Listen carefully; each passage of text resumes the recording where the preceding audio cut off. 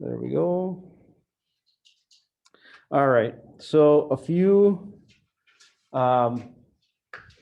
little announcements and then we'll get going. So we are going to cover the last two sections that we're going to deal with in chapter 6. On Thursday, I will also, so there'll be the assignment and a review assignment on Thursday. And then next week, during your, whatever cohort you're in, so cohort A, you guys will test on chapter 6 on Tuesday. The other cohort will test on Thursday in person. And then we'll be done with chapter 6 before spring break. It'd be kind of nice to not have work over spring break. Well, I'll have work I'll have to correct, I guess, but you guys will have it easy because there'll be no homework over spring break. I will also next week have an AP problem for so you guys have something to do on Thursday, because I hate for you to think that you were neglected for a day. So what I will do, maybe easiest, I'll have them copied so you can have actually a paper copy of the problem. That'd be nice, wouldn't it? So we'll take care of that, and it will pertain to what we've done in chapter 6. So it'll be a good little bit of work. All right. And then obviously coming back from spring break, we'll have chapter 7 and chapter 8 that we'll complete. And then we'll be ready for the exam, which reminds me, if I, come on now, in the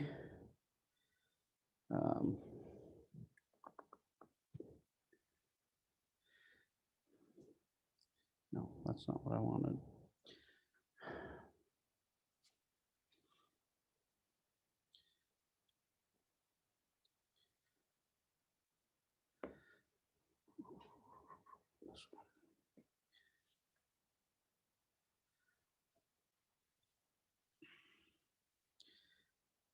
And now let's see if it'll let me share it.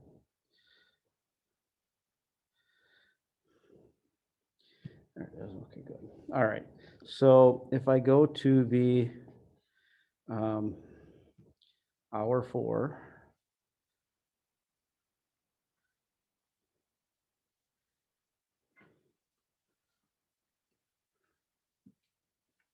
so the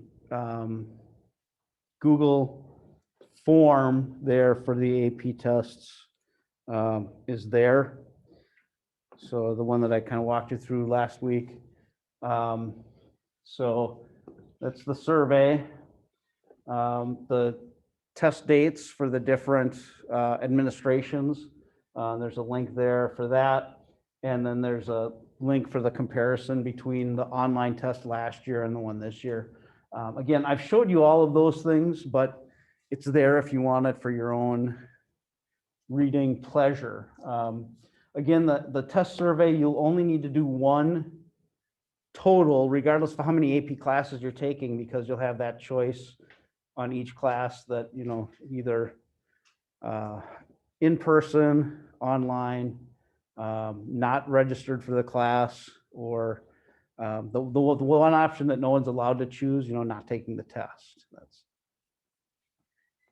all right. So that's there and available to you as promised. I feel good when I can, fulfill a promise to my students. It's a nice thing. All right. So we're going to talk about average value of a function today. I know it's the start of the trimester, and I hate to do this, but it's a really easy lesson. So I'm sorry about that. I know you guys want something challenging to really get your creative calculus thoughts going, but just bear with me, okay? Is that all right? All right. So I hope we're all familiar with how to calculate an average, right? Finding the mean. You know, add up the number of values, divide by however many values we have, we get the average. With functions, it's a little bit different because we have an infinite number of values that we have to deal with.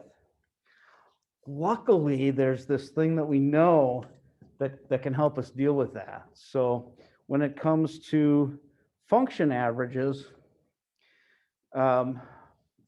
we could think of taking those infinitely many values and breaking them up into little subintervals and find the limit of the averages as the number of those subintervals increase.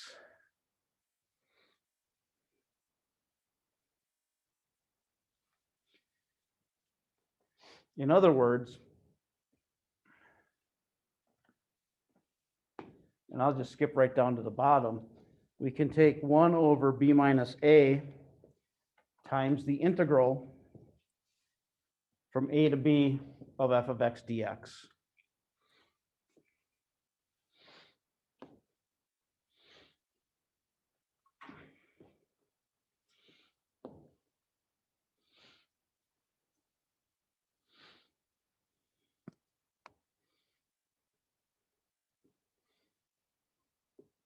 I'll put it up in a little bit for those of you that maybe we're done with some of this.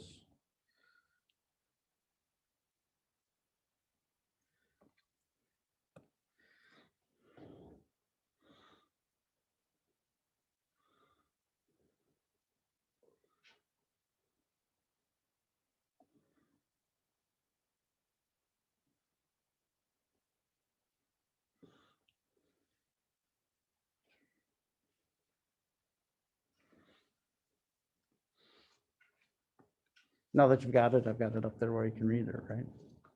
All right, so it's just that definition of an integral divided by b minus a.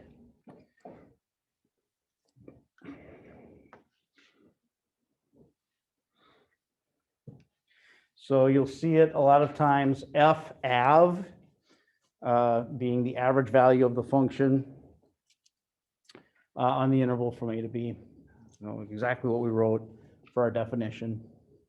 Nothing new there, other than a little bit of notation. All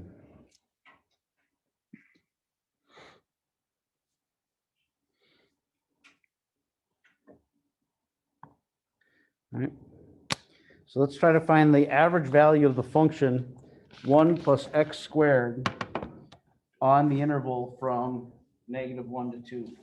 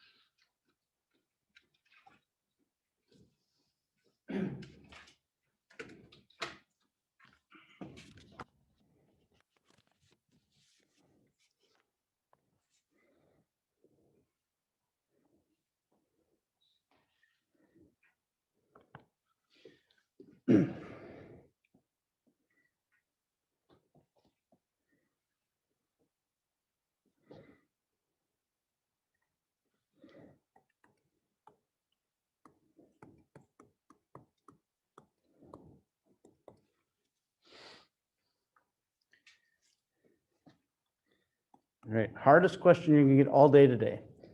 What is 2 minus -1? 3. All right, excellent. So you got the hard question down. Perfect. Integral of 1 plus x squared. What's the integral of 1? X. And the integral of x squared.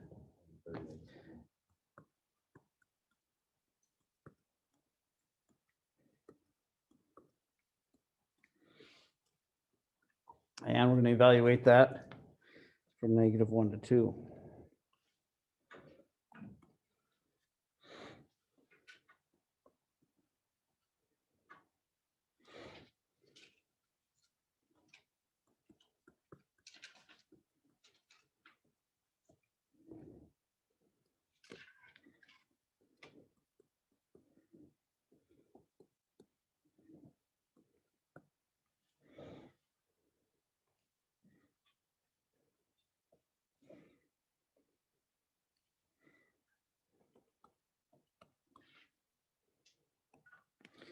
See, 2 minus -1 is 3. Actually, I'm going to slow down a little bit. Sorry.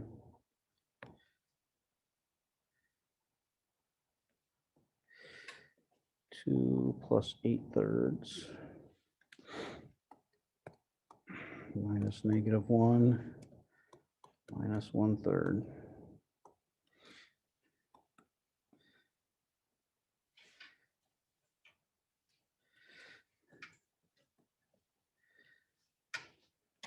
All right, 2 minus -1 is still 3.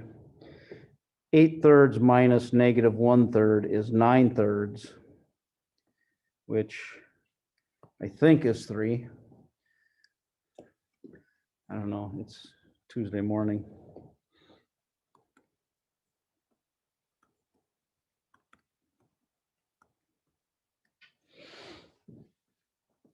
So I get an average value of 2.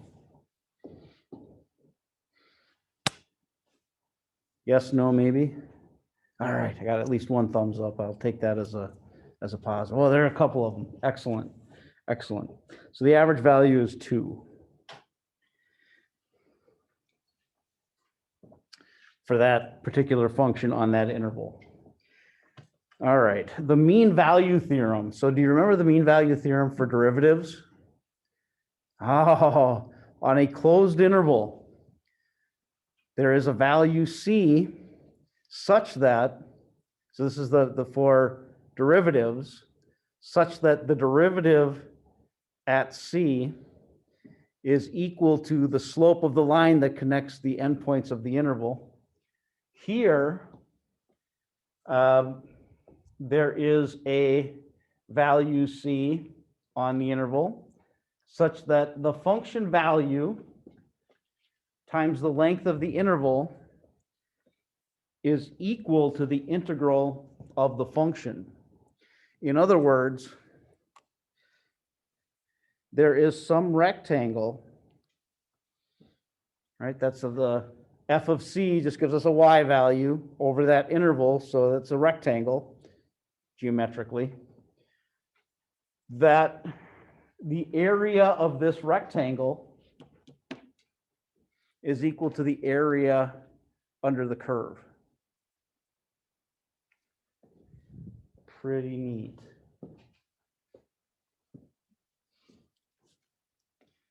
So guess what part of your assignment is going to be? Find the value of c such that, yeah, all of that good stuff.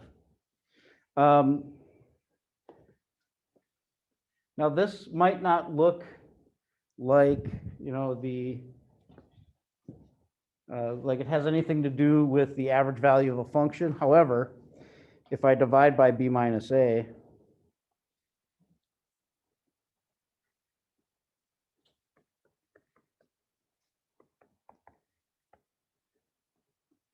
so another way to say it is there's a value c such that the function value is equal to the average value, which can it's sometimes easier to do it that way, sometimes not.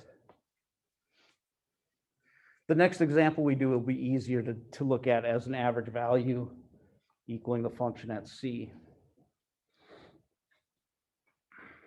I think. All right, so find the value for c such that the integral from -1 to 2 of 1 plus x squared dx is equal to f of c times 2 minus -1. Now, I suppose I should say that f of x is equal to 1 plus x squared. I guess I neglected to write that down.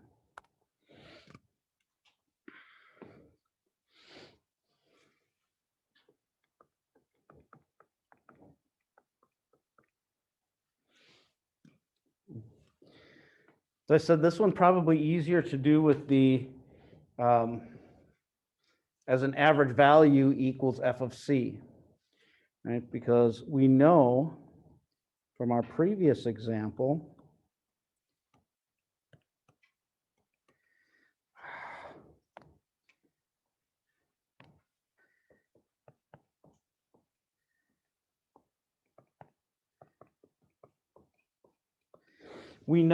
that the average value of 1 plus x squared over the interval from -1 to 2, we calculated that to be 2. So that's why I think it's a little bit easier. We already know that value. Saves us a little bit of work. If I plug c into my f of x, get that.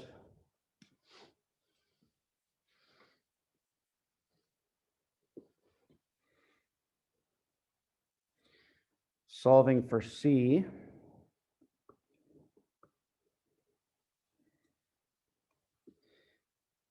all right, sometimes I forget that, I'm not teaching intermediate algebra this hour. I probably didn't need to show subtract 1 from both sides. And maybe I did. I don't know. Maybe I did. All right. And then we take the square root. We get c equals positive or -1. Yep. So there are 2 places on the interval from -1 to 2 where our function value and our average value are exactly the same. Kind of neat.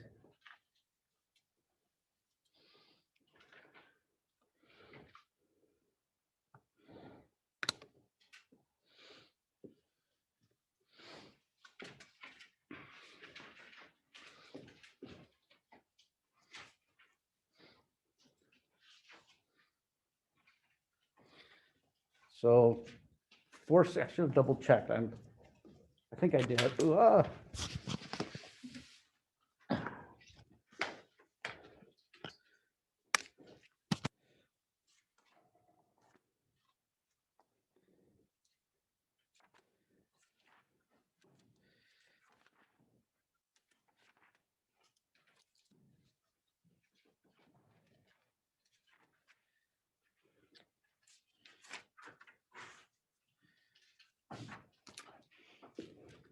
So, 9 problems.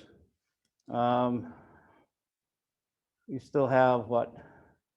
An hour and 25 minutes. I think you can do it.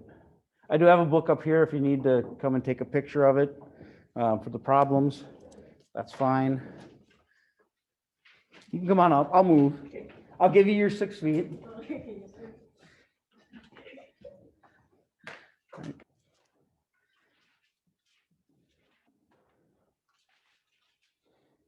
Am I done for today? Say it again, Siraj. Can I go? Yep, you can go. See ya. Have a great rest of your day. Thank you. You too.